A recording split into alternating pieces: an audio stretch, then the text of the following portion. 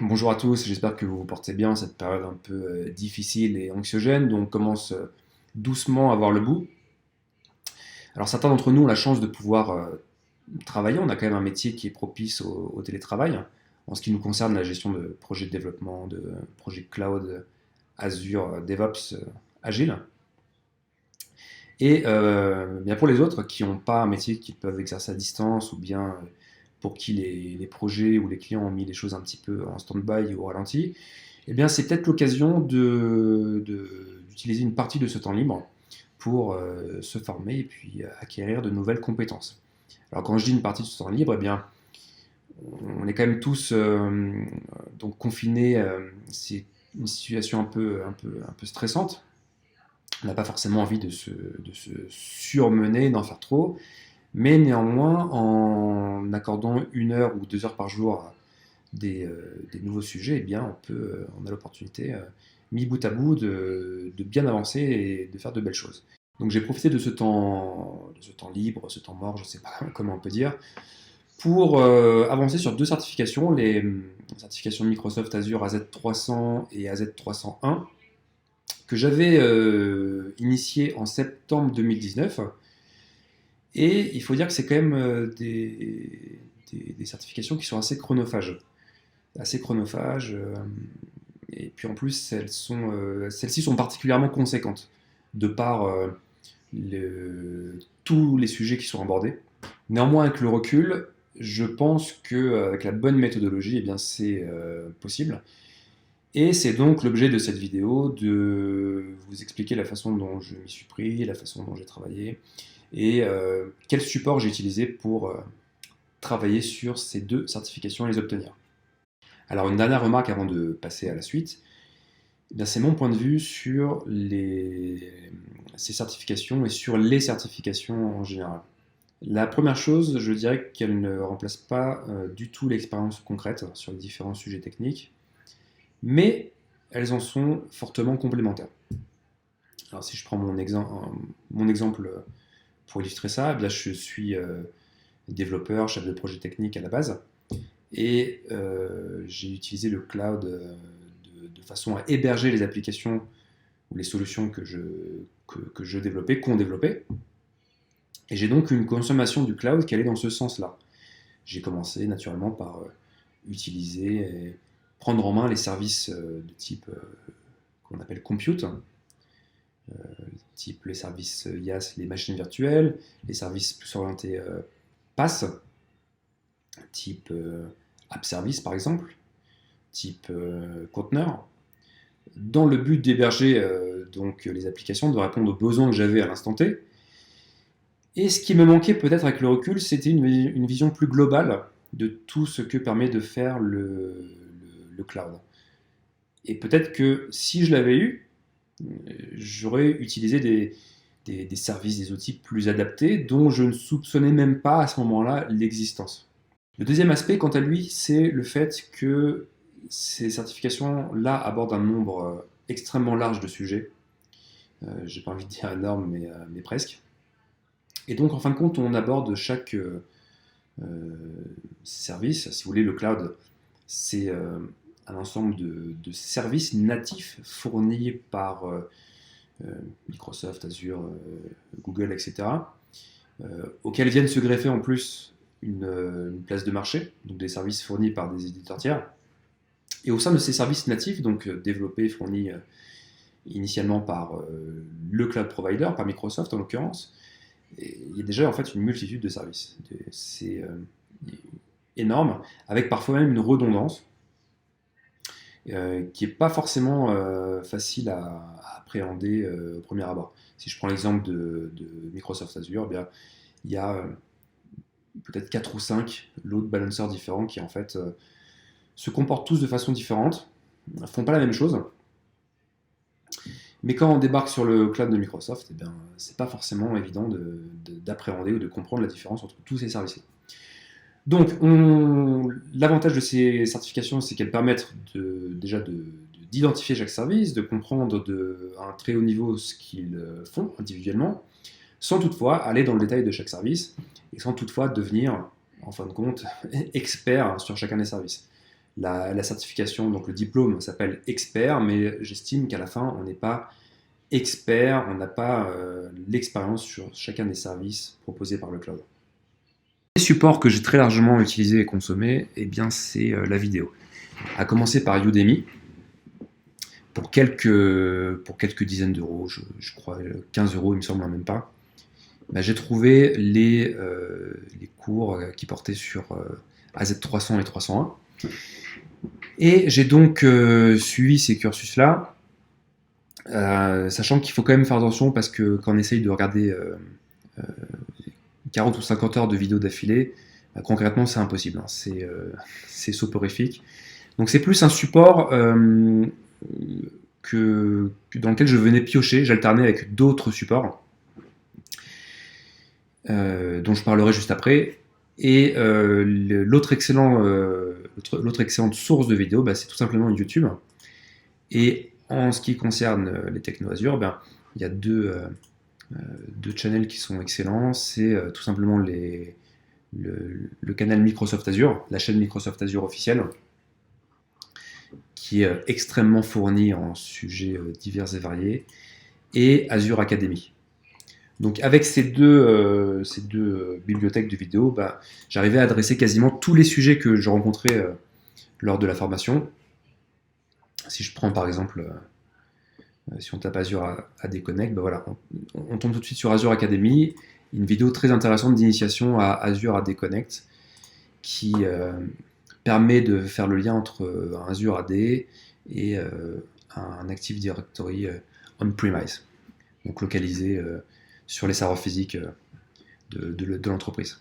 Le support qui était de loin pour moi le meilleur et le plus intéressant, ben, ce sont les Hands-on Labs de Microsoft.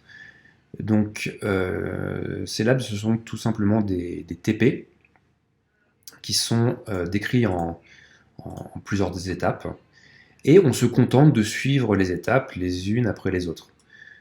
Donc là, c'est un Hands-on Lab pour la certification AZ300. On voit que la doc du lab est hébergée sur GitHub. Et si on prend donc le contenu du lab en tant que tel, le voilà. Ben, c'est simplement un document donc assez conséquent. Vous voyez un peu la longueur qu'il peut faire. Et on se contente de réaliser les exercices les uns à la suite des autres. Bon, ça peut paraître un petit peu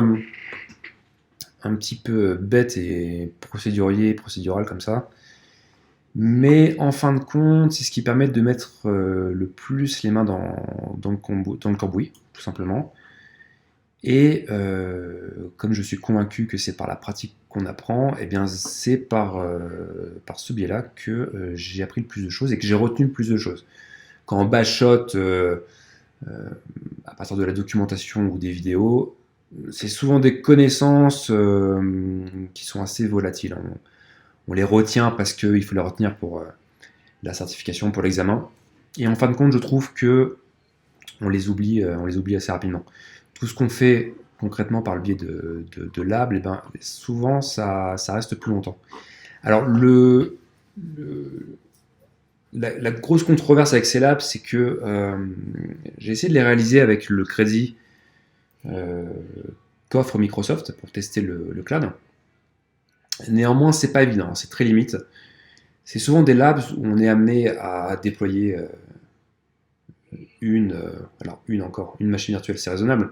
On est amené à déployer souvent des petites infras avec beaucoup de ressources, entre autres des multiples machines virtuelles, des disques, des comptes de stockage, des choses qui en fin de compte coûtent assez cher.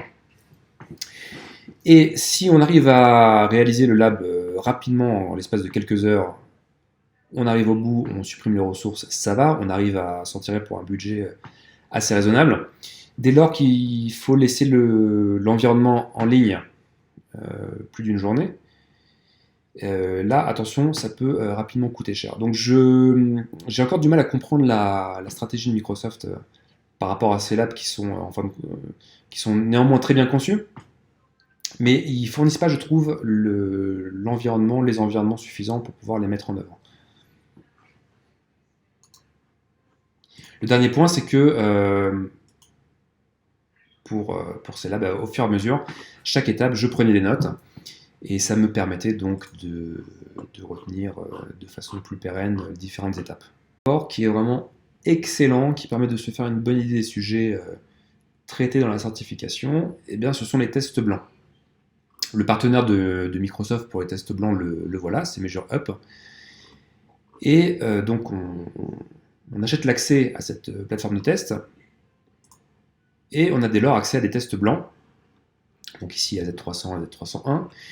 Et on dit, voilà, je veux effectuer un test dans les conditions réelles avec plus de 40 questions, je veux effectuer un test de 10 questions en 20 minutes, etc. Et donc ça permet de vraiment avoir une bonne vision de tous les sujets abordés. Et le support qui était pour moi extrêmement complémentaire de ça, c'était la documentation de Microsoft, puisque ce que je faisais, c'est que je passais les tests, sans tricher, hein, si je ne connaissais pas la réponse, je ne la connaissais pas. J'analysais les résultats, qui étaient au départ très mauvais, et au fur et à mesure, pour chaque question, j'allais consulter la documentation correspondante sur le site officiel de Microsoft, donc docs.microsoft.com, qui est un site de documentation excellent, vraiment très, très bien fait, très très complet, donc c'est pas une documentation à laquelle on accède comme ça en se disant voilà je vais la lire de A à Z, ce serait vraiment mission impossible de faire ça. Par contre en tant que référence qu'on utilise au besoin, eh bien elle est excellente et d'ailleurs c'est ce qu'on est amené à faire quand on utilise le cloud. Effectivement on accède à la documentation en fonction de ce qu'on a besoin. Donc je faisais comme ça des sauts de puce entre tests et documentation, à savoir que les tests chez MeasureUp, et je crois qu'ils ont des bibliothèques de 100 ou 150 questions par certification. Et ce que je faisais, c'est que je faisais des tests par série de 10 questions. Je voulais pas forcément faire plus. J'ai trouvé que 10 questions c'était bien, ça me prenait pas longtemps, moins de 15 minutes pour faire le test. Et ensuite je prévoyais entre 20 minutes et une demi-heure pour consulter, analyser chacune des réponses, surtout les réponses où je m'étais trompé, et aller bien comprendre dans la doc ce qu'il en était. Et je constitue au fur et à mesure une documentation, un ensemble de notes qui m'ont servi après de ressources pour centraliser toutes les infos et réviser avant la certification. Alors ça m'amène à une autre remarque par rapport au test, c'est la durée des tests. La Z300 et la Z301, quand on les passe à distance, donc en conditions réelles, on peut les passer à distance depuis son bureau, depuis chez soi. Il faut juste avoir un environnement qui est assez calme. Il faut une pièce isolée dans laquelle il n'y a personne, personne ne va vous déranger. Un bureau nickel, il ne faut pas qu'il y ait d'écran autour, etc. Ils font quand même assez attention aux conditions pour pas qu'on puisse tricher. Et donc, c'est des certifications qui, je crois que le temps limite était de quasiment 3 heures, donc c'est énorme. C'est énorme. Je les ai finies chacune en 1 heure ou 1 heure et demie, je crois, au maximum. Et en fin de compte, on a très très très très largement le temps de réfléchir, de bien analyser chacune des questions. Et parfois, ça peut rendre service, parce que quand on tombe sur un sujet avec lequel on n'est pas à l'aise, des fois le fait de passer un peu de temps dessus, de réfléchir, on arrive à déduire la bonne réponse en ayant un raisonnement un peu logique. Voilà, c'est tout pour moi pour aujourd'hui. J'espère que cette vidéo vous a été ou vous sera utile quand vous passerez les certifications. C'est une méthodologie qui est applicable à toutes les certifications de Microsoft. Quoi qu'il en soit, n'hésitez pas si vous avez des questions, et je peux également partager à ceux qui m'en font la demande mes fichiers de notes et de révision. À très bientôt.